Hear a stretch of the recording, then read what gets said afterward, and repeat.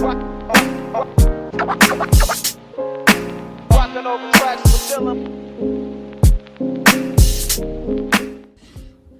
guys, welcome to your channel. Alireza is here, and we have nice collection of groovy moves for having bounce in our style and boogaloo style. Don't forget to subscribe to the channel and like this video, and I need your opinion for motivating me. Let's do this stuff.